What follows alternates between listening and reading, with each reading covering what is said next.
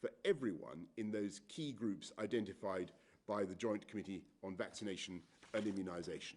That's over 12 million people in England and 15 million in the UK, including older care home residents and staff, everyone 70 or over, all frontline NHS and care staff, and all those who are clinically extremely vulnerable. And just to remind you of the importance of these groups for fighting the disease, they account for 88% of all those who have sadly lost their lives. And so our tactics are first to use the immense natural capacity of the NHS. And by the end of the week, there will be over 1,000 GP-led sites providing vaccines, 223 hospital sites, 7 giant vaccination centres, and a first wave of 200 community pharmacies. If all goes well, these together should have the capacity to deliver hundreds of thousands of vaccines per day by January the 15th, and it is our plan that everyone should have a vaccination available within a radius of 10 miles. And it follows from that that the limits will not be on our distributional power, but on the supply of vaccines. And I have no doubt that we have enough supply to vaccinate these 4 groups by the February the 15th deadline, and we also have the distributional network to do it, and to continue an expanding programme down that priority list. Yes, let's be clear, this is a national challenge on a scale like nothing we've seen before, and it will require an unprecedented national effort. And of course, there will be difficulties, appointments will be changed, but as Brigadier Prosser will shortly explain, the Army is working hand in glove with the NHS and local councils to set up our vaccine network and using battle preparation techniques to help us keep up the pace. We'll publish our full vaccine deployment plan on Monday, along with daily updates on the progress we're making. We've now vaccinated 1.26 million people in England, 113,000 in Scotland, 49,000 in Wales, and 46,000 in Northern Ireland. So altogether, nearly 1.5 million people across the UK have now received their first dose, and within 2 to 3 weeks, all of them will have a very considerable degree of immunity. And it's thanks to the arrival of the Oxford AstraZeneca vaccine, which can be stored at room temperature, that we can accelerate the pace of vaccination in care homes. We're using that vaccine in care homes for the first time today, and by the end of the month, we hope to have offered every elderly care home resident a vaccine. Our new national booking service will also make it easier to book and access appointments, so I urge everyone to come forwards because it's absolutely vital that we should have confidence in these vaccines. I want to thank everyone involved in this extraordinary national effort. All the GPs, nurses, pharmacists, all the staff behind the scenes, our armed forces, local councils, our scientists who've not only developed the Oxford AstraZeneca vaccine, the first ever life-saving treatment of COVID in the form of dexamethasone, but also, I'm pleased to tell you today, British scientific research has now contributed to the creation of more new life-saving treatments that have just passed rigorous clinical trials. In particular, tocilizumab, tocilizumab and sarilumab, they'll shortly be on everybody's lips, which have been found to reduce the risk of death for critically ill patients by almost a quarter. And they've cut time spent in intensive care by as much as 10 days. And these life-saving drugs will be available through the NHS with immediate effect, potentially saving thousands of lives. And finally, again, I want to thank you, the British public, for coming forward to be vaccinated in the numbers that you have, still greater than all the countries of Europe put together. And yes, of course, we are in a race against time, but I can assure you that we are doing everything we can to vaccinate as many people as possible across our whole the United Kingdom. And in the meantime, please stay at home, protect the NHS and save lives. And I'll now hand over to Sir Simon Stevens. Thank you very much. And maybe I can start by thanking my colleagues across the health service who are at the moment confronting an incredibly serious situation. We've got 50% more coronavirus inpatients in our hospitals now than we had at the peak of the April 1st wave. And that is true in every region in the country now, more COVID inpatients than back in April. And that number is accelerating very, very rapidly. We've seen an increase of 10,000 hospitalised coronavirus patients just since Christmas Day. That's the equivalent of filling 20 acute hospitals with extra coronavirus patients. And of course, many of those will be patients who caught the infection between Christmas and New Year, given the delay between catching infection and becoming seriously ill. And that is, of course, all happening at what is traditionally the busiest time of year for hospitals and the wider NHS. And so whereas in April, for every one coronavirus inpatient, we were looking after 2 other hospitalised patients for other conditions, now for every one coronavirus inpatient, we're looking after 3 other patients for other conditions. So the pressures are real and they are growing. And that is why, as the Prime Minister says, I think the message from nurses, from paramedics, from intensive care staff, from GPs, from pharmacists, from everybody in the NHS is that it is vital that we do all take the steps necessary to control the growth of infection. And so there is nobody more motivated to deliver a vaccination programme speedily than the staff of the health service, because they are living day by day with the consequences, the tragic consequences for patients and for families and for colleagues of not having coronavirus under control. And so the Prime Minister has set this very challenging but hugely important goal that we are able to offer the COVID vaccine to everybody aged 70 and above, as well as patients who are clinically extremely vulnerable and the health and care staff who look after them by the 15th of February. And as he says, if that offer is accepted, and we very much hope that when people are invited for vaccination, they will come forward to take up the offer, then that has the potential to prevent the majority of the deaths that we have seen, the vast majority of the deaths that we have seen looking back over the last year. I think it's fair to say that we have made a strong start on the coronavirus vaccination programme in this country. As the Prime Minister says, 4 times more people vaccinated here than in Germany, 300 times more than in France. But there is no complacency because, frankly, we need a huge acceleration if we are, over the next 5 weeks, going to vaccinate more people than we typically vaccinate over 5 months during a winter flu programme. We've got 39 days to do it, and so the plan for the next 39 days has these 3 essential components. First of all, expanding the supply of vaccines that we can administer. Secondly, more places doing the jabbing.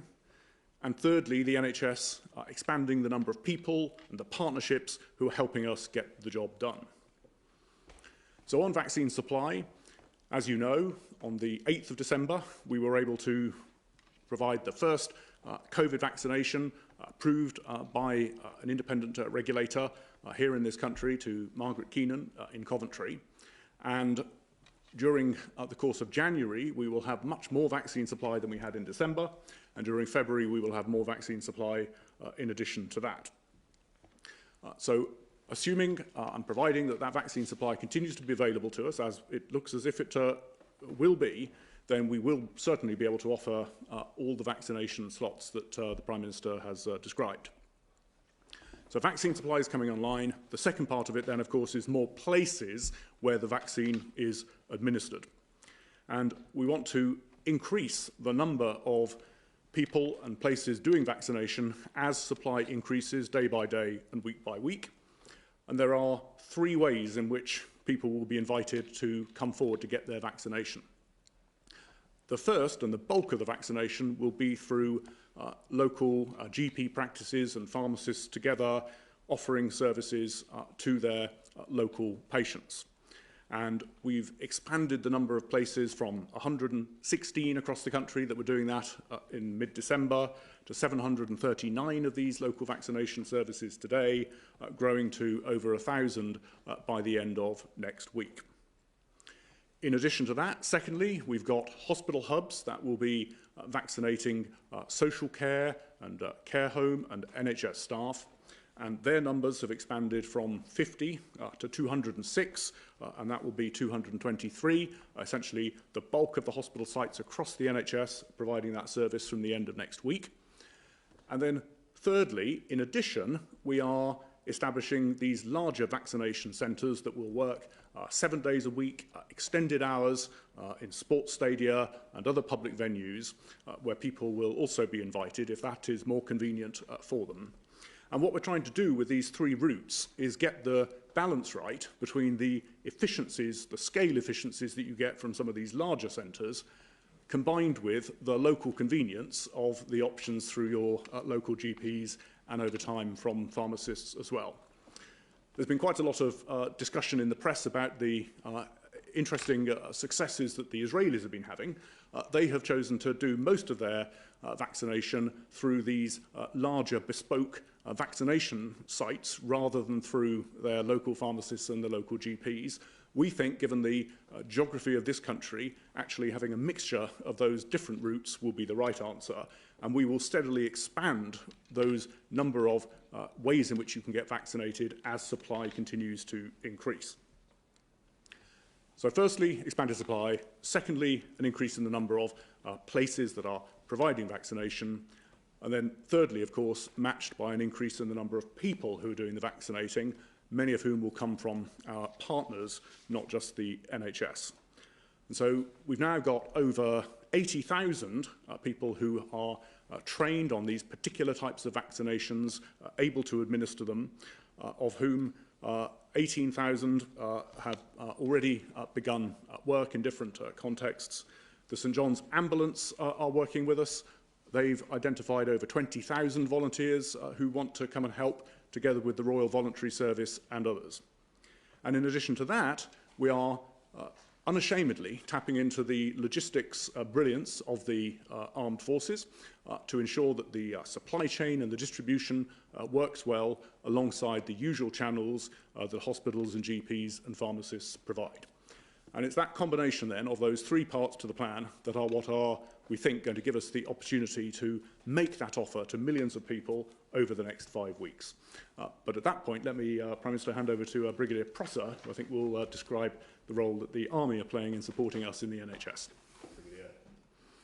Thank you, Prime Minister. So I am Brigadier Phil Prosser, and I am coordinating the military support to the government's vaccination programme. I think it's important to note that all aspects of our work have been in support of the NHS. My team are embedded with them, and in the past 8 weeks we've been working with some of the most professional, dedicated and amazing people that I have had the honour to serve alongside. We are one team. The main assistance we have provided is planning support, drawing on our extensive operational and logistic experience.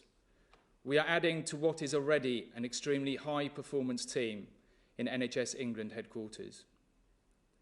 In my day job, I am Commander 101 Logistic Brigade, and it is my role to deliver combat supplies to UK forces in time of war. My team are used to complexity and building supply chains at speed in the most arduous and challenging conditions. The military uses 3 steps to plan and deliver complex operations. First, we analyse the situation and the mission. We then identify choices to select the best plan. And then we execute that plan at pace. In this case, the mission is to support the NHS in delivering the maximum amount of vaccine to minimise the number of infections and deaths as quickly and as safely as possible. We have worked shoulder to shoulder with the exceptional NHS team, sharing clinical and logistical analysis. The plan has many challenges which are difficult to balance. We need to make sure every one of you has equal access to the vaccine, no matter where you are in England. We need to be mobile enough to access those clinically vulnerable in care homes. The plan is reliant on Pfizer storage down to minus 75 degrees, and it must be flexible enough to allow us to adapt to changes as the situation evolves. So the plan needs to be agile. We aim to deliver vaccine as soon after it is supplied as possible, not leaving vast quantities in the warehouse. It needs to be in arms, not on shelves. An added complexity is that this all takes place against the backdrop of a global pandemic and the logistical and workforce challenges this brings.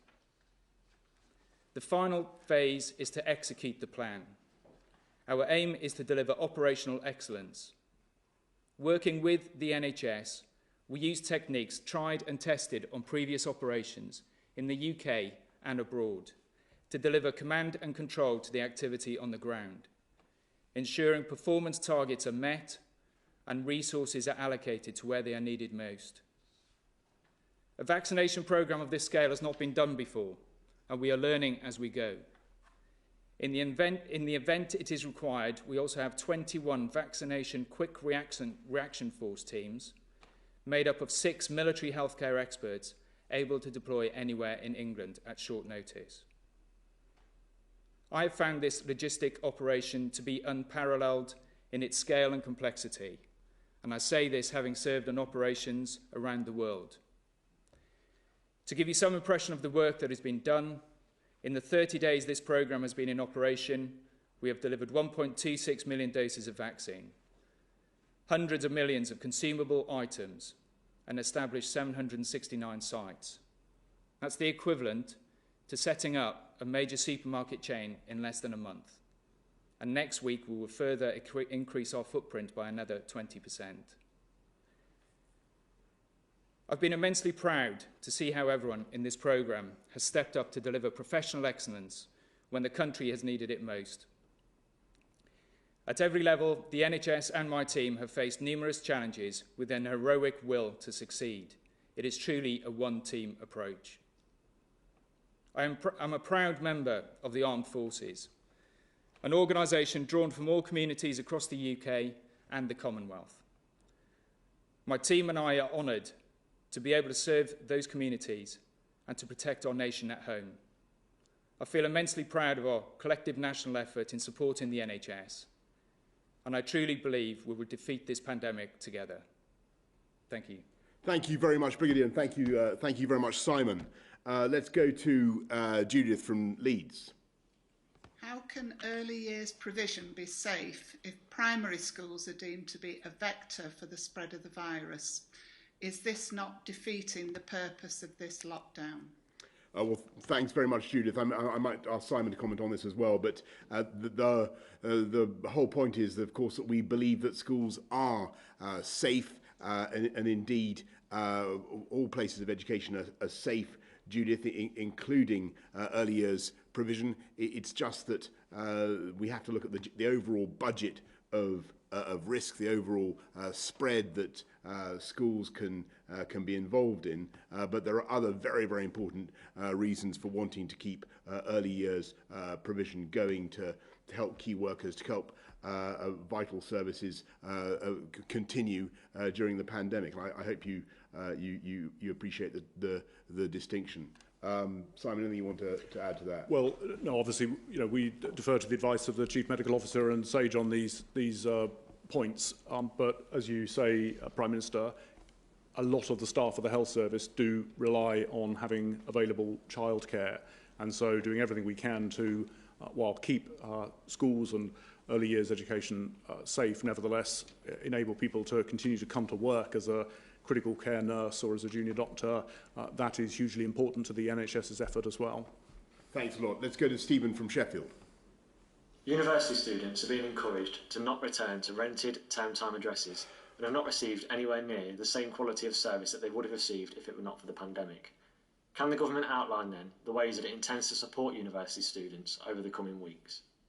Thanks very much, Stephen. And this was a question that I've been asked repeatedly in the course of the last few days. And I think that we need to look very hard at the deal that students are getting, Stephen, and we need to see if we can, what more we can do, frankly, to support students and to help them in what has been a very, very difficult time. And of course, at the moment they're not able to go back to their universities except for very, very few key practical courses. I know how frustrating that is, and I know the financial frustrations that entails. And I can tell you, Stephen, that we're looking at that now, and you'll be hearing more about that from the Education Secretary. Let's go to Alex Forsyth of the BBC. Many thanks. Before coming on to COVID, I'd just like to ask about the events in the US. Prime Minister, was Donald Trump responsible for inciting the crowds that stormed the Capitol? And on COVID, you've set some pretty ambitious targets for your vaccination programme. How confident are you that this time you can deliver on your promises? And how close now is the race between the vaccine and the virus? Well, thanks very much, Alex. Look, on the United States, I just want to, and the election, I want to say that all my life, America has stood for some very important things, an idea of freedom and an idea of democracy. And as you suggest, insofar as he encouraged people to storm the Capitol, and insofar as the president consistently has cast doubt on the outcome of a free and fair election, I believe that was completely wrong. I think what President Trump has been saying about that has been completely wrong, and I unreservedly condemn encouraging people to behave in the disgraceful way that they did in the Capitol. And all I can say is I'm very pleased that the President-elect has now been duly confirmed in office, and that democracy has prevailed.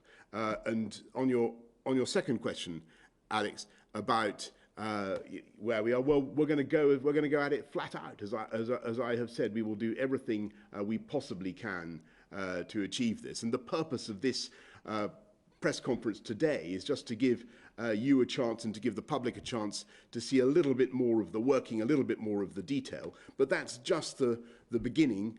You'll be hearing more on Monday from Matt Hancock about the exact plan and how we are going to get to that target by the 15th of February. Those first four groups of the Joint Committee of Vaccination and Immunisation. And I think it was very important to stress what Sir Simon said, that you can make a huge difference if you reach all those groups, but we do depend on people coming forward. And I really do urge people, when you get notification, when you get a message from the NHS, from your doctor saying that you're eligible for a vaccine, please take it. Can we go to Emily Morgan of ITV?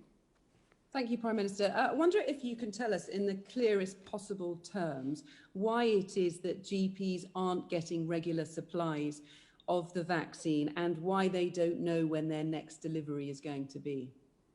Well, I will hand over to Simon to try to go into what the GPs may or may not be getting today. But to the best of my knowledge, we are rolling out supplies of both vaccines to GP surgeries, and as I said earlier, just now, by the end of next week there will be roughly 1,000 GP primary care network vaccine distribution services.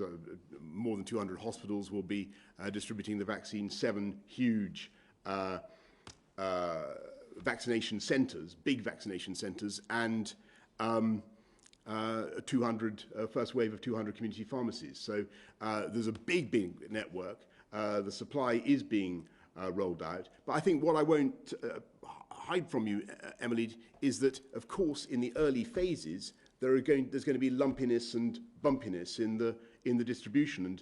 And today, it may be that some GPs aren't getting the consignments that they expected.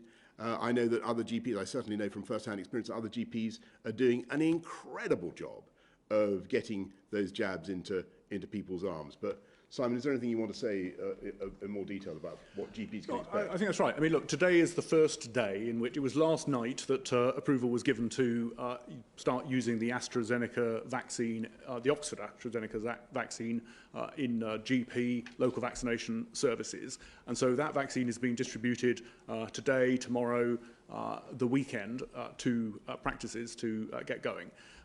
Look, there will be bumps along the road. This is a programme that each day will be delivering to more than 1,000 different locations with hundreds of thousands of people getting jabbed by the time we've got that expanded supply available each day. So there will be, and you will hear in the media from those people who, where there's an issue has arisen, perfectly fair enough. What you won't hear from, of course, are the other, 98% of practices or locations where it's all working smoothly. So I think we just got to, have a sort of a sense of gathering around to get this thing done as a big team effort rather than a sort of a poking and a prodding.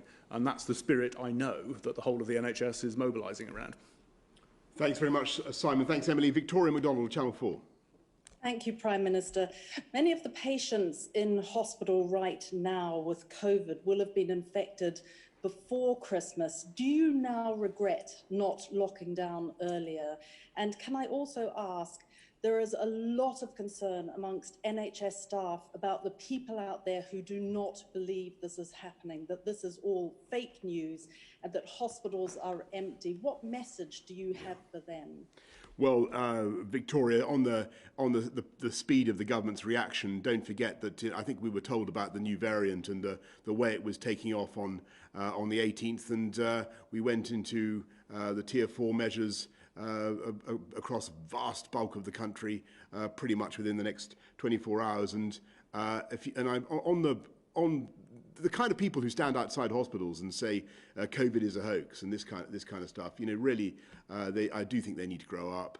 I think you heard eloquently now from the head of NHS England, the pressure the NHS is under, and we've all got to do our bit responsibly to protect it. And for a lot of us, that means making sure, the vast majority of the country, that means making sure we stay at home and protect the NHS.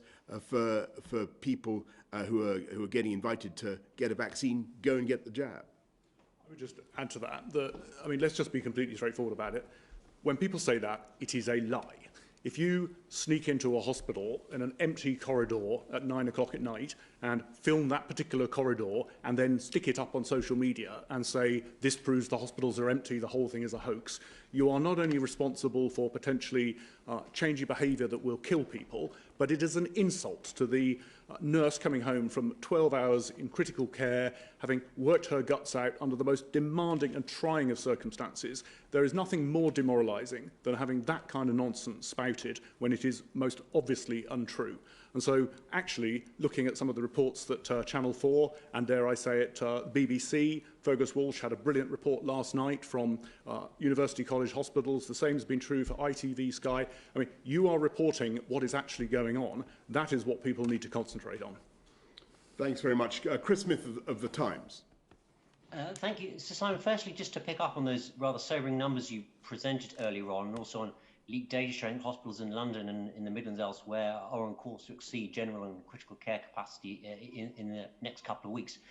Are you confident that patients for COVID and for other conditions are going to be able to receive the normal standard of care over the next month? And on vaccination, I want to pick up on the distinction being drawn in the government's vaccination pledge between offering vaccination to the 4 priority groups and actually vaccinating them. So Simon, do you have any estimates of uptake so far? And Prime Minister, can you make the additional commitment not just to offer the vaccine, but even if it means moving on to younger age group, to have actually vaccinated more than 13 million people by February the 15th? Okay, well, shall I start? Go on, yes. Shall I take those in reverse then, Chris? So on the first point, Obviously, vaccination is voluntary, so we can't require, and it wouldn't be right to require that all of those eligible in this first phase take up the offer. But I think the evidence from this year's flu vaccination programme is that uptake is likely to be high. Over 80% of people aged 65 and over have taken up the flu jab this year. That's up by 10 percentage points on last year. And as I think I've previously discussed, having flu and COVID at the same time significantly increases your risk of death. So I think people have heard that message, and we're finding a very good response when people are invited to come forward that they will do so. We're not just going to let that sort of find its own level. We're also going to make sure that we are paying particular attention over the next 4 or 5 weeks to those groups who we definitely want to see come forward where there's been some targeted misinformation, including some of the minority ethnic communities across the country who are being really disgracefully targeted with nonsense about vaccination. And then if vaccine supply is such that after everybody who's come forward and wants to come forward has done so, we've still got vaccine available, then obviously we will be coming back to government and asking government and the chief medical officers for their permission to use that in other ways. We want to make sure that the vaccine supply we've got gets into people's arms. On your first point, look, I mean, the situation in London, as well as across parts of the southeast and increasingly the rest of the country, given this new variant, is very serious.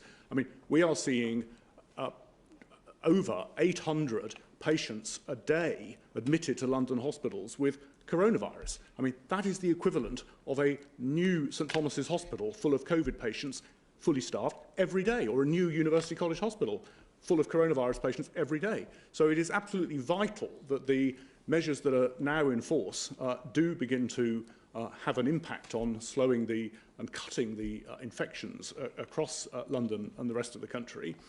In the meantime, what hospitals are doing, as you probably know, Chris, is they are expanding their critical care into other parts of the hospital, so-called surge capacity. So we've got over 1,300 of these surge critical care beds open across the country.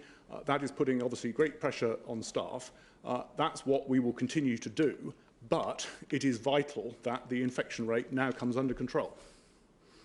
And Chris, you ask whether we can do more than 13 million and whether we can, or more than 15 million, or whether we can exceed the target, I think is what you said. And I want to stress this is a very challenging, stretching target, as I think that Simon said right at the beginning. But I think it's vital for us in government to set ourselves the most difficult possible targets that we think we can conceivably achieve, because I know that's what you and the public will want us to be doing right now. This is everybody's in lockdown. As everybody can see, the NHS is under extreme pressure already. We have to get this done as fast and as efficiently as possible. And I do believe that it is attainable. I do believe that those numbers are doable. But clearly it will be a big stretch. It will be a huge national effort. And we want to, and to be frank, we want our working and our efforts to be scrutinised and to be visible in order to give the maximum possible confidence. And that's the purpose of what I'm saying today and what we'll be saying from Monday and the coming days. Let's go to Will James of Reuters. Thank you. A question for Sir Simon first. People who had their first shot of the Pfizer vaccine, they're getting worried because they had their appointments cancelled that they're not going to get their second shot. Can you guarantee that they will get that vaccine in their arm in time, the second dose? And to the Prime Minister, you sit at the top of a pyramid of experts, scientists, analysts, advisors. You see all the information and all the forecasts, and you make your policy decisions based on that. The people don't see that information, but they want to be able to judge how bad things are going to get, and they want to be able to judge your performance, your government's performance against that target. So based on the decisions that you've made, what is your expectation of the overall toll of this virus come the spring?